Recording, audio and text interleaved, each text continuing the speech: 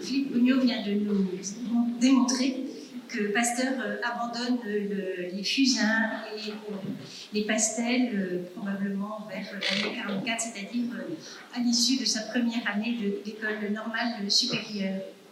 Mais en fait, il n'en dit pas pour autant adieu au dessin. Et on retrouve dans les papiers de Pasteur, dans ses cahiers de cours de l'école normale supérieure, de très beaux croquis esquissés soit en marge, soit à pleine page, dans ces cahiers. Et les croquis qui truent ses cours portent aussi bien sur la chimie, la physique, la géologie, la minéralogie, l'anatomie, etc. Mais les dessins les plus visuels sont sans doute ceux qui accompagnent les leçons d'anatomie. Vous avez là un exemple assez remarquable, parce qu'on voit que si le pastelliste a renoncé à l'art du portrait, eh bien on voit que le scientifique porte toujours le même intérêt au visage et à la physionomie. Il est alors en dernière année d'école normale supérieure, en 1845-46, et il suit des conférences d'anatomie, et dans ce très précis dessin des muscles de la tête, on reconnaît que c'est une copie de la planche du traité d'anatomie de Bourgerie. Mais on voit néanmoins que Pasteur a recadré son dessin se limitant au visage. Alors, autre exemple de dessin de Pasteur alors, et celui-ci vient aussi de la dernière année d'école normale. C'est un cours sur la Vallisneria qui est largement inspiré par un texte de Candolle. Et Pasteur a dessiné donc un pied de Vallisneria se conformant à la gravure de Plé. Et puis, un cahier retrouvé très récemment et qui est dans une collection particulière. Pasteur, toujours lors de cette dernière année d'école normale supérieure, choisit de traiter d'un sujet de leçon qui lui est confié sur les terrains jurassiques. Et on peut voir que les dessins qui figurent en marge de la leçon qu'il a rédigée sont inspirés par le manuel géologique d'Henri de la Bêche, qui venait d'être traduit en 1841. Mais d'autres dessins figurent dans les cahiers et qui ne sont pas simplement des copies, aussi réussies soient-elles. Et par exemple, vous avez ce dessin de cerveau de raie, et Pasteur a pris soin de noter en marge de son dessin au crayon, dessiné d'après nature, cerveau de raie.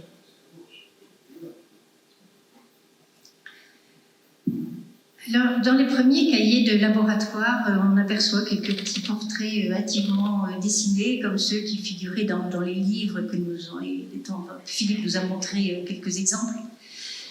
Dans le premier cahier de laboratoire de 1849-1850, au contreplat de couverture, on trouve ce dessin ce portrait de Madame Pasteur allaitant la petite Jeanne Pasteur, née en 1850. Mais c'est avec ce portrait que s'achèvent les dessins dans les cahiers de laboratoire. Il n'y aura plus désormais que des croquis d'expérience. Mais c'est sans doute cette grande maîtrise du dessin qui va permettre à Pasteur de réaliser, à partir de ses observations et de ses croquis, des objets en 3 dimensions. Que ce soit des modèles de cristaux lorsqu'il travaille sur la cristallographie et la décimétrie moléculaire, les flacons de verre dans ses recherches suivantes, et notamment lors de celles qui portent sur les générations de vie spontanée, sur les vins et sur les maladies infectieuses. En arrivant à l'école normale supérieure, Pasteur s'était réjoui de découvrir un laboratoire où tous les jours, dit-il, pendant 1 heure, on peut aller souffler du verre, raboter, tourner, faire de la menuiserie, de la serrurerie, surtout ceux qui se destinent aux sciences physiques. Et sans doute Pasteur fut-il assidu dans ce laboratoire.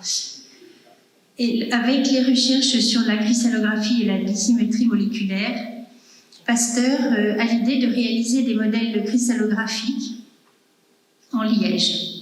Alors vous avez là une série d'exemples qui sont de bouchons de liège taillés, décorés et annotés et peints par Pasteur et qui sont conservés au musée de l'Institut Pasteur. Alors l'idée d'utiliser du liège était-elle une idée de Pasteur? Je l'ignore, parce que les modèles de cristaux étaient quelque chose qui avait été d'abord inventé par Romée de Lille au XVIIIe siècle, et celui-ci utilisait de la terre cuite pour modéliser ces cristaux. Puis ensuite, modélise aussi ces cristaux, mais en utilisant du bois de poirier, car c'était le bois qui donnait les faces les plus lisses et les arêtes les plus aiguës.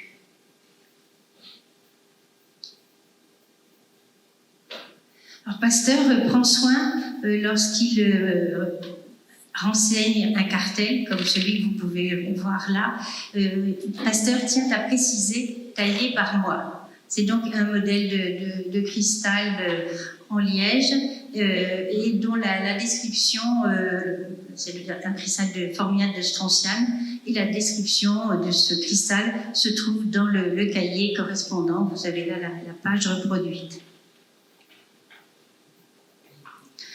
Et sur cette page de cahier, c'est le cahier de 1849, Pasteur a dessiné très précisément un cristal diélectrique de potasse avec acide lévoracénique, et il ajoute à la ligne suivante « voir figure en liège ». C'est-à-dire que finalement, cette bibliothèque, en quelque sorte, de cristaux modélisés, lui servait à lui en tout premier lieu.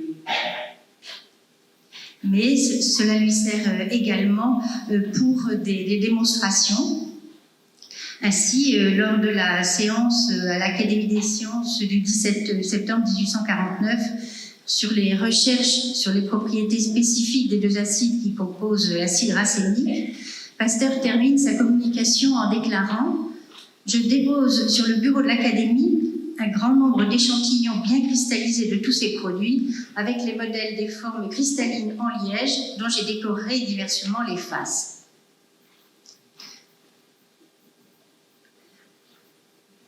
Et ensuite, Pasteur, en 1855, sera nommé premier doyen de la faculté toute nouvelle et en même temps professeur à cette faculté. Il créera également de nombreux petits cristaux de liège pour l'enseignement auprès de ses élèves. Et il figure au musée de Lille actuellement encore une cinquantaine de ces petits bouchons de liège taillés par Pasteur. Quant aux cristaux de bois, il les utilise notamment à la fameuse séance du 30 septembre 1850 à l'Académie des sciences. Ils accompagnent la présentation des nouvelles recherches sur les relations qui peuvent exister entre la forme cristalline, la composition chimique et le phénomène de la polarisation rotatoire. Et Pasteur y déclare « On peut voir sur des modèles de cristaux que je présente ici la particularité de la cristallisation du formiate de strontiane. » Et ces cristaux de formiate de strontiane avaient été étudiés quelques jours seulement auparavant par Pasteur, comme le montre la page de cahier de laboratoire.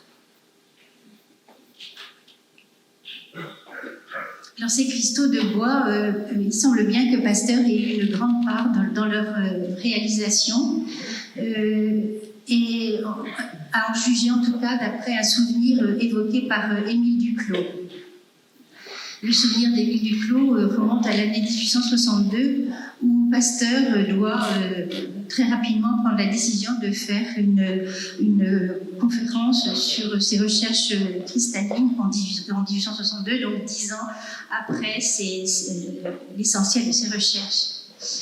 Et Duclos déclare « Il y avait 10 ans que M. Pasteur n'avait touché au tartrate, mais il savait encore sur le bout du doigt leur forme cristalline et quelques traits de scie, dirigés par lui avec une sûreté merveilleuse, transformèrent en quelques minutes le poteau de sapin en une série de formes cristallines avec leurs faces et leurs facettes. » quelques coups de lime et de rabot pour égaliser les surfaces, un petit revêtement en papier peint de diverses couleurs pour les distinguer et les rendre plus apparentes, et voilà tout près des modèles de cristaux très propres à figurer dans la leçon de choses que M. Pasteur se proposait de donner le même soir à la Société philomatique. Alors, Pasteur réalise également des modèles de cristaux en carton, comme ceux que vous pouvez voir ici, et celui de droite, qui représente un cristal d'aspartate de soude inactif, a été également étudié et dessiné par Pasteur sur la page de cahier que vous voyez là. Et donc, le cristal de carton est datable de 1851, puisque c'est la date de l'expérience de Pasteur.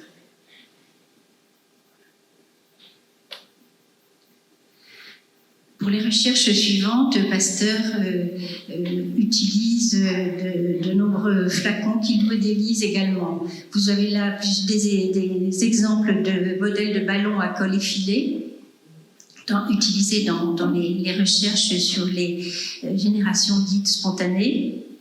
Et on reconnaît bien dans le détail que j'ai reproduit, dans les détails d'une page de cahier de laboratoire, ces projets de flacons ensuite réalisés. Autre flacon réalisé pour les expériences sur la mer de glace. Et Pasteur, sur la page de cahier de laboratoire, explique comment il utilise ces flacons. Et puis des ampoules utilisées pendant les recherches sur les vins, avec les petits dessins marginaux qui montrent l'utilisation que Pasteur en fait. Et vous pouvez voir d'ailleurs que sur chaque ampoule figure une petite étiquette avec les renseignements autographes de Pasteur, qui pousse la précision jusqu'à renvoyer aux pages de cahiers de laboratoire où figurent où sont décrites les expériences correspondantes. Enfin, encore un exemple de flacon de verre utilisé par Pasteur et conçu par lui. Ce sont des tubes en U qu'il utilise lors des recherches sur le choléra des poules. Alors vous avez là une page de cahier de laboratoire avec le détail de ces flacons, et puis une série de flacons conservés au musée de l'Institut Pasteur. Alors Pasteur se livre à de véritables installations, pour utiliser un terme plutôt dévolu aux artistes, en multipliant les associations d'objets. Alors aussi l'utilisation d'un appareil à calcinélaire qui lui avait été inventé par Sainte-Claire de Ville. Et on voit le projet à nouveau, l'appareil à calcinélaire. Puis cette expérience et cette présentation faite par Pasteur à Dumas, Ballard et Claude Bernard venus lui rendre visite au laboratoire de l'École normale supérieure en février 1861. Et puis cette installation extrêmement complexe conçue par Henri Sainte-Claire de Ville et par Pasteur dans les combles qui partait des combles de l'hôpital Lariboisière et qui permettait de récupérer des dépôts provenant de la ventilation de la salle où se trouvaient les colériques. Alors, en 1871, pendant que Pasteur est à Clermont-Ferrand, il conçoit cet ensemble, cette installation qu'il préconise au brasseur Kuhn.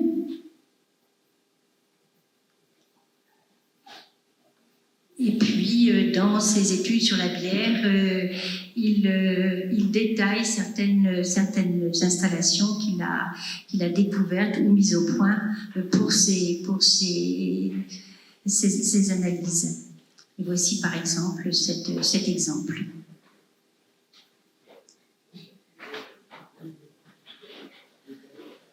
Alors, Pasteur était également un grand coloriste. Et d'ailleurs, lorsqu'il était au collège de Besançon, Philippe Bruno nous en a parlé tout à l'heure, il a évoqué le cours de Flageoulot, de Charles-Antoine Flageoulot qu'il suivait. Et ce que Pasteur appréciait chez Flageoulot, c'était son sens des couleurs. Et c'est un sens que Pasteur a également, et tout au long de ses expériences, qu'il s'agisse de la cristallographie, des verres à soie, des vins, de la bière, etc., les couleurs dans les cahiers de laboratoire sont toujours notées avec une très très grande précision. Ainsi, pour décrire les teintes obtenues lors d'une expérience sur le bimalate d'ammoniac, Pasteur recourt à toutes sortes de nuances. Et on trouve dans cette description les couleurs suivantes: rouge vif, rouge plus délayé, rouge brique jaunâtre, et puis jaune orangé, jaune franc, jaune tirant sur le vert. Aussi, préparant son cours pour l'école des Beaux-Arts, Pasteur étudie-t-il tout particulièrement les couleurs avec la conviction que c'est à la chimie d'indiquer les qualités et les défauts des ingrédients du peintre. Alors, les œuvres de Pasteur sont illustrées, les œuvres publiées de Pasteur sont illustrées de figures dans le texte qui sont souvent gravées d'après ses propres dessins, et puis figurent aussi de très belles planches qui, elles, ont été redessinées par divers artistes, dont Laquerboer. Et Pasteur, on peut voir que Pasteur contrôle avec le plus grand soin les illustrations avant de donner le bon à tirer. Et pour exemple, vous avez sur cette image à gauche des flacons avec des échantillons de vin. C'est l'épreuve que lui a soumise Laquerboer, et Pasteur a annoté chaque flacon. Sur le flacon de gauche, qui porte en légende en bas « Maintenu à l'obscurité », Pasteur a fait courir tout le long du tube à gauche, forcer sensiblement la teinte rouge. Sur le tube du milieu, Maintenu au soleil, Pasteur a fait la remarque « Forcer un peu le dépôt sans toucher à la teinte ». Enfin, sur le troisième flacon portant le même titre de « Maintenu à l'obscurité », Pasteur a demandé d'accuser le dépôt davantage et diminuer la teinte, la rendre plus dorée, plus claire. Et ces observations sur les couleurs, qui ont été parfaitement respectées au moment de l'édition, puisque vous voyez la page correspondante de l'édition, montrent que la permanence de ce souci de justesse de Pasteur dans l'énoncé et la représentation des couleurs et rejoint celle qu'il professe à ses élèves de l'école des Beaux-Arts. Dans une leçon le 6 mars 1865 faite à l'école des Beaux-Arts, il avait déclaré « Il y a cependant des circonstances où je vois clairement l'alliance possible et désirable de la science et de l'art, et où le chimiste et le physicien peuvent prendre place auprès de vous et vous éclairer. » Je crois que toute l'œuvre de Pasteur montre cette heureuse alliance.